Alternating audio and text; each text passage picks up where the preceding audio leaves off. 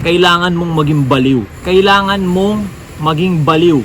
Patapos na uli yung taon, kung napapansin mo na parang itong nagdaang taon, parang walang kakaibang nangyari sa career, sa pagpapapera, in general, sa buong pagkatao. Kung sa tingin mo parang walang nangyari, alam mo kung bakit. Kasi hindi ka baliw. Ngayon, sa darating na taon, kung gusto mong may mabago na solid sa buhay mo, kailangan mong maging baliw. Kailangan mong hindi maging normal. Diba? Kailangan mong maging abnoy. Diba? Magmumukha kang weirdo, magmumukhang engot, magmumukha kang tanga. Diba? Kasi mukha kang baliw eh. Kung ano na pinagsasabi mo, kakaiba kang mag-isip, kakaiba kang umilos. Like for example natin, wag na tayo lumayo. Sa 119 years old ngayon, diba? Sa 119 years old ngayon, ilan ang multi-millionaire? Isa. Si Josh Mojica yun. Bakit? Kasi mukha siyang tanga. Alam mo, mukha siyang tanga. Para siyang baliw. Diba? Di kami tamad. Di kami kagaya mo. Diba? Kakaiba siya mag-isip. Kakaiba siya gumalaw. Diba? Sa 119 years old, may isang Josh Mojica na multi-millionaire. Sarap ng buhay nun. Sobrang sarap ng buhay nun. Nagagawa niya yung gusto niya. Bakit? Kasi naging baliw siya. Diba? Hindi siya pumayag na pinanganak lang, na normal lang. Diba? Mabubuhay, pag-aaralin, makakatapos, magtatrabaho. Siya, ano ginawa niya? Di niya tinapos pag-aaral niya, diba? Senior lang ata natapos niya, hindi ko sure. Pero, mas pinurso niya yung pagnenegosyo, diba? Umalis siya dun sa typical. Umalis siya dun sa nakagisnan or sa nakagawian. Naging baliw siya. Diba? Tignan mo naman siya ngayon. Diba? Tignan mo yung buhay niya ngayon. Tignan mo yung lifestyle niya ngayon. Lahat ng yun kasi naging baliw siya. Diba? Sineperate niya yung sarili niya sa majority ng mga 19 years old. Bigyan pa kita ng isang example. Ako mismo, ako. Sa 10 nag-a-abroad or nagpupunta sa Middle East, diba? Ilan yung kagaya ko na umuwi para mag-for good at mag-full time sa pagiging baliw? Nagsasalita ako sa harap ng camera. Diba? Nagtapos ako ng 4-year course. Diba? Bachelor's degree ako. Pinag-aral ako.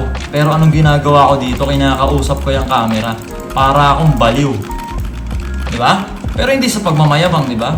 Hindi normal yung kung anong lifestyle yung meron ako compare sa mga kabatch ko, compare sa mga kabracket ko. Diba? Hindi sa pagmamayabang.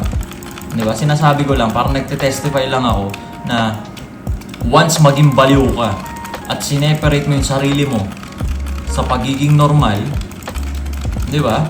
Ma-acquire mo yung hindi rin normal na pamumuhay. Hindi ko naisip, never kong na-imagine na at the age of 24, kakaroon ako ng sasakyan. At the age of 25, mabibili ko gusto ko. Diba? Makakapagsarili ako. Never kong na-imagine yun nung bata pa ako. Kasi bata ako mag-isip, normal ako mag-isip. Pero nung napagdesisyonan ko na, okay, dito sa mundo, may dalawang division. Yung mga abnormal mag-isip, tsaka yung mga normal mag-isip.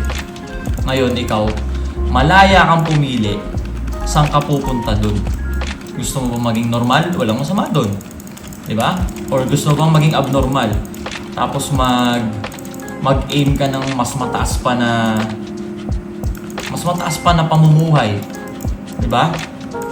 Napapansin mo, yung pagiging ambisyoso, parang negative term siya. Napaka-ambisyoso mo. Diba? Ambisyoso ka masyado. Trying hard ka. Diba? Parang negative siya pakinggan. Diba? Negative siya pakinggan. Pero sa pandinig ng mga abnormal na kagaya namin, napaka-ambisyoso mo. Talaga, kasi nag-i-aim ako ng mas masarap na buhay pa eh. Ambisyoso talaga ako. Trying hard talaga ako. Nag-YouTube na si Ato. Trying hard masyado. Kala mo naman magiging YouTuber. Diba? Ganun yung ginawa ko man. Diba? Hindi ako nagstay sa pagiging normal. Kasi ngayon parang nagiging normal na yung parang nagiging normal na yung content creator sa Facebook. Di ba? Parang nagiging mediocre na. Masyado nang normal yung pagiging content creator sa Facebook.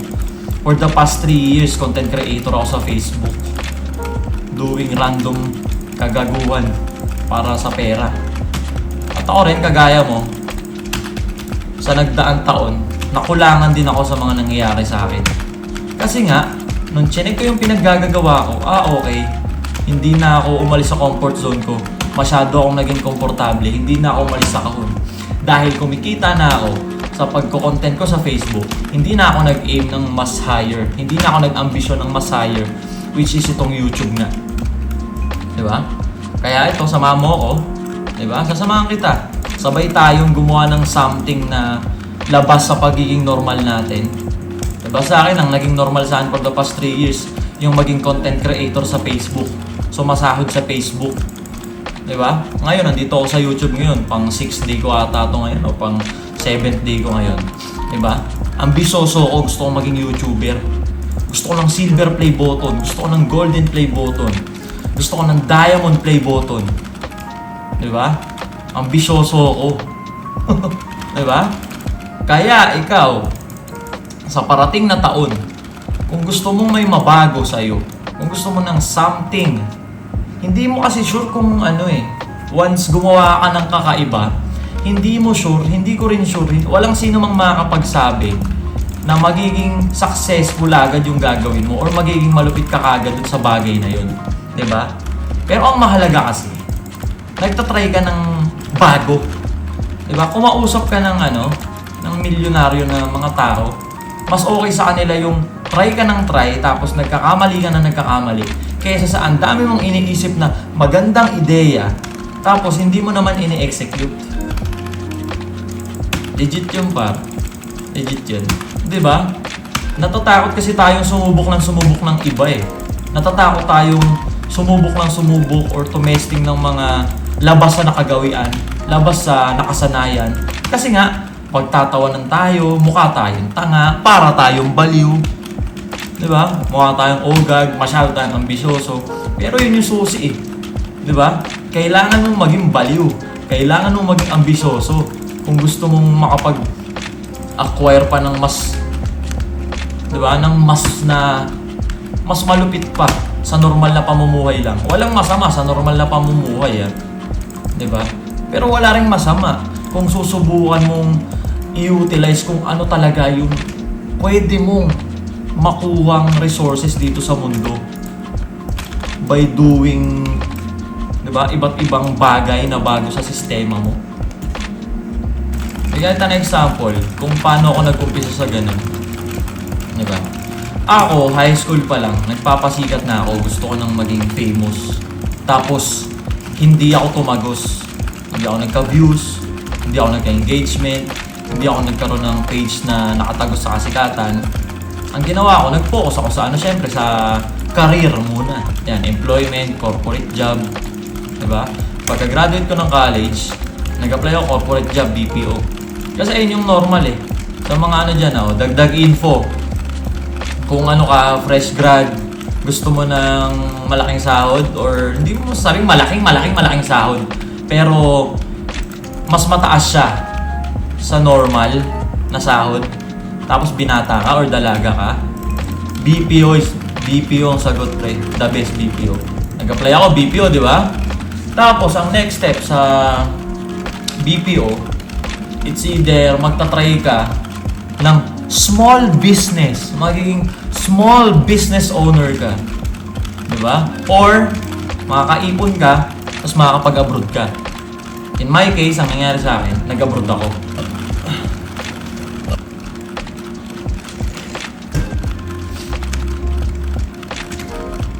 Pagdating sa abroad, nakita ko yung pamumuhay doon ng mayayaman. Galing akong UAE, Dubai, Abu Dhabi, mundo ng mga hari. Nakita ko, yayaman itong mga to. Di ba? Tas tao lang din tong mga to. Ayun yung naisip ko agad, tao lang tong mga to eh. Pero ba't ang yayaman ito? Ang sasarap ng buhay nila. Di ba? Tapos, may mga makikilala ka, or kahit mabasa mo nga lang sa article sa internet na ang yaman-yaman niya, tapos nag-umpisa siya bilang walang-wala. Diba? Ang pumasok agad sa utak ko nun, ibig sabihin, posible. Diba? Ibig sabihin, posibleng yumaman kahit hindi ka galing sa mayamang pamilya. Kaso yun lang, yung litanya na yun, sabihin ko lang yun sa kanya, magkakatropa tayo. Sabihin ko, tayo na par, pwede palang yumaman kahit hindi ka galing sa pamilyang mayaman, no? By just doing things na bago sa sistema mo. By just trying iba't ibang bagay. Di ba? Pwede ka palang yumaman. Di ba? Tunog-ogag na agad ako nun eh. Tunog-ogag na agad ako nun. Tapos Abu Dhabi, syempre, ang gagawin mo doon, magiging OFW ka doon. Mag-iipon ka, hanggang sa makaipon ka, 10 years to 20 years, makapag-start ka ng business dito sa Pilipinas. Ang tagal nun. Eh ako, nakatata ko. Di ba? Ginawa ko yung hindi normal na ginagawa ng isang OFW. Siya, imbis na mag-focus ako sa pag-a-apply doon, pero nag-a-apply ako ha. Nag-a-apply ako nung nandun ako, nagtatrabaho. Naging office boy ako doon. Diba? Nag-vlog ako, pinagsabay ko yun. Normal ba yun? Diba? Office boy ka, janitor ka, homeboy ka, at the same time nag-vlog ka, hindi normal yun. Diba? Pang-ogag uli yun. Imbis na pinapahinga mo na lang, nagbablog ka pa. Oh, tunog abnoy ako nun. Kahit yung nanay ko, hindi natutuwa sa ginagawa ko nung umpisa kasi nga, ano yung ginagawa mo sa internet? Parang ginagawa siya ng walang pinag-aralan, ganito ganyan. Pero hindi mo masisisi yung nanay ko nun kasi nga, iba yung gameplay niya sa on how to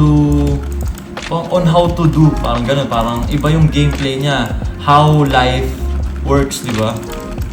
Kaya hindi para magalit ako sa kanya nun. Basta ang ginagawa ko yung sa tingin kong okay para sa magiging buhay ko. Diba? Pinagsabay ko. Gusto niya magtrabaho ka doon? Trabaho, pinagsabay ko. Diba? Hanggang sa nag-full time ako, umuwi ako. Normal bang ginagawa yun? Hindi normal na ginagawa yun. Pucha, nagmukha akong bobo sa angkan namin ha. Kasi ako lang yung bukod tangi na, no? Na umuwi. Kasi karamihan doon, mga pinsan ko, mga tito-tita ko, mga nandun. Diba? Ako yung bukod tangi na ganun. Pucha, nag-abroad, tas after 1.5 year umuwi. Diba? Ogag, diba? Parang ako lang yung gumawa nun. Diba? Kaya bad trip sila sa akin.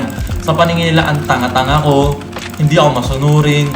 Hindi ako nag-iisip ng tama. Ganun ako sa mata nila nun. Diba?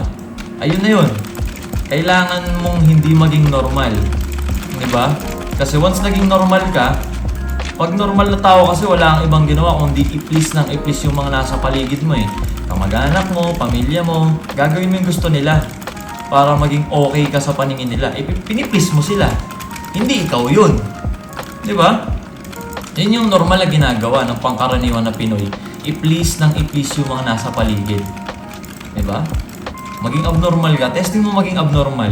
Ngayong parating na taon, di ba? Kung gusto mong may mabago sa buhay mo, yun na nga pre. Ayun na pala yun. Kung gusto mong may mabago sa buhay mo, gumawa ka ng mga bagong, di ba? Mag-try ka ng something new. Kasi hindi mababago yung buhay mo kung walang bagong ginagawa sa buhay. Kung wala kang bagong ginagawa sa buhay mo. Nagets mo ba? Medyo nabubulol ako kasi na-excite ako eh. Na-excite ako na ewan. Di ba? Walang mababago sa buhay mo kung wala kang bagong gagawin sa buhay mo. Ayun. Oo nga. Kung mananatili kang kumikilos na mumuhay sa ganyang galawan na ginagawa ng mga normal, magiging normal talaga yung pamumuhay mo at walang kakaibang mangyayari sa'yo. Oo nga, yun. Tama yun. Ayun, mukha na naman akong ogag. Tama, kausap ko cellphone. Nagaganto ako dito. Diba? Pero nag-YouTube ako, ito yun eh. Diba? Creating stories. Diba? Motivate one another. Diba? Wala akong masasabi sa'yo na something na makakapagpabago sa isip mo bukod sa mag-try ka ng bago. Kasi ngayon, at this very moment, nagtatry ako ng bago eh. Nag-YouTube ako. Nasa long form videos ako. Nasa landscape videos ako. Diba? Nagtatry ako ng bago. Diba? Ayos mo par? Nagtatry ako ng bago. Kasi okay na ako sa Facebook eh. Diba? Gusto ko naman maging YouTuber ngayon. Nagtatry ako ng bago man. magta-try ako ng bago. O, sabayan mo na ako, mag-try ka na rin ng bago. Diba? Ayun lang gusto kong sabihin sa'yo. Kung may mabago sa parating na taon, dyan sa buhay mo, sumubok ka ng mga bago. Hindi pwedeng hindi kasi pwedeng dasal-dasal lang eh. Ando na tayo, okay yung gano'n na naniniwala ka sa Diyos, nagpe-pray ka, ina-acknowledge mo sa buhay mo. Pero without proper action, yung pinagdadasal mo, pwedeng andyan na eh. Pwedeng nandyan na. Pwedeng dahil nagdadasal ka ng something na mabago sa buhay mo, napanood mo tong video na to ng hindi aksidente. Diba? Diba kailangan mo lang mag-try ng bago? Sa akin, sobrang bago na ito. Pucha, YouTube, araw-araw. Pampito ko na to, hindi ako pumapalya eh. Diba? Yun lang iiwanan ko sa'yo. Kung gusto mong may mabago sa buhay mo, kailangan mong gumawa. Kailangan mong mamuhay ng bago sa nakagawian. Yun lang, like, comment, and subscribe. YouTuber na ako kasi sumusubok ako ng bago. Pangit man ako sa paningin nyo. Diba? Sumusubok naman ako ng bago.